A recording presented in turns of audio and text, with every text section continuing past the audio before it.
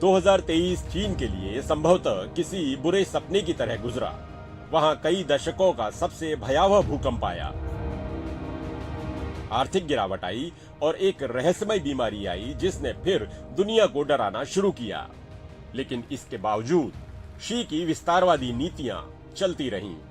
Taiwan पर अपनी पकड़ बनाए रखने के अलावा चीन अमेरिका को टक्कर देने के लिए अपना ग्लोबल असर फैलाने में लगा रहा।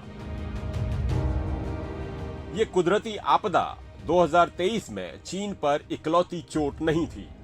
कोविड की तालाबंदी से उबरने की उम्मीद इस साल चूर चूर हो गई। 2023 में चीनी अर्थव्यवस्था का ठहराव वहां तक पहुंच गया जहां अंतर्राष्ट्रीय मुद्रा कोष को कहना पड़ा कि उसकी वजह से वैश्विक आउटपुट पर असर पड़ रहा है। गिर रहे रियल एस्टेट सेक्टर से लेकर स्थानीय सरकारों के कर्ज, निर्यात में गिरावट, खर्च में कमी और लगातार बड़ी होती बेरोजगारी तक अब ये भी कहा जाने लगा कि चीनी सरकार ने आंकड़े छापने बंद कर दिए। अमेरिका से चीन के कारोबारी टकराव का असर ये हुआ है कि विनिर्माण क्षेत्र की कई कंपनियां चीन से भागकर ज्यादा दोस्ताना माहौल में जैसे भारत की ओर आ रही हैं।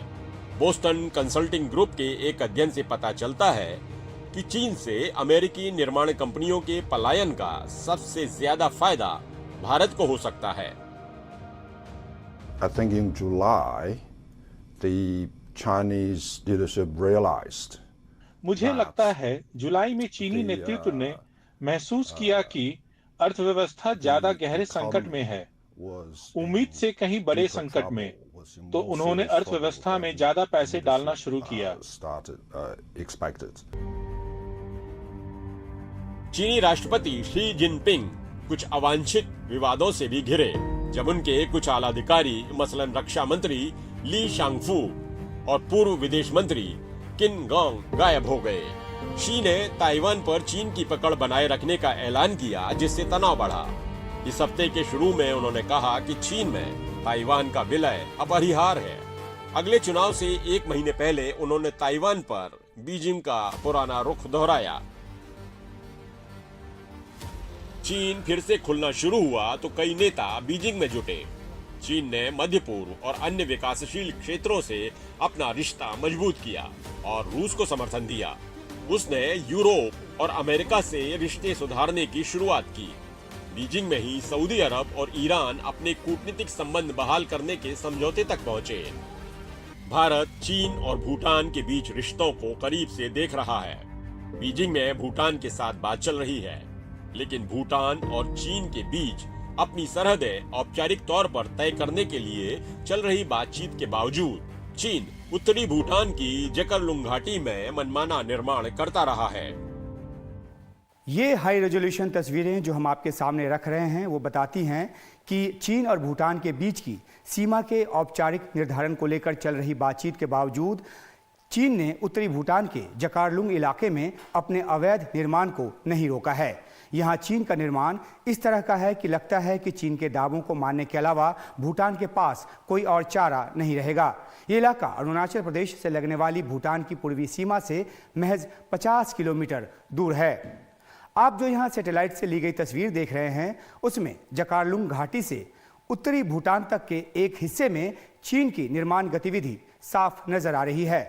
आपने अभी चीन की बनाई एक बस्ती देखी और अब आप उसका सड़क नेटवर्क देख सकते हैं और अंत में आपको एक और चीनी बस्ती नजर आएगी।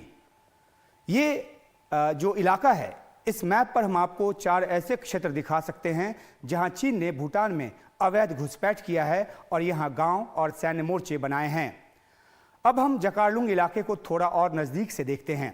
ये जो पीले रंग वाला इलाका है इसे और गौर से देखेंगे आप यहां चीन की सड़कों के जाल को साफ तौर पर देख सकते हैं।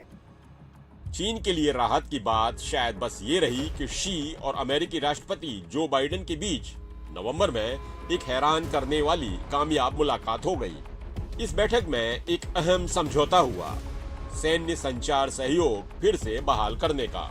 लेकिन अमेरिका ने भी बैठक से पहले आधुनिक कंप्यूटर चिप्स के निर्यात के नियंत्रण को कुछ और बढ़ा दिया और दक्षिणी चीन सागर में चीनी और फिलीपीन के जहाजों की टक्कर से ऐसा तनाव पैदा हुआ जिससे अमेरिका को इस झगड़े में कूदना पड़ता। 将来中国现在有了更多的物质储备。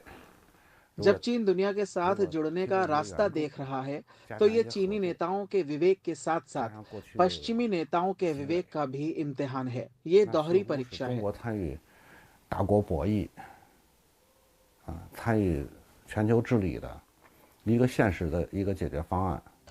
तो चीन एक उथल पुथल भरे साल को पीछे छोड़कर 2024 में दाखिल हो रहा है। चीन के कैलेंडर के मुताबिक ये ड्रैगन का साल है।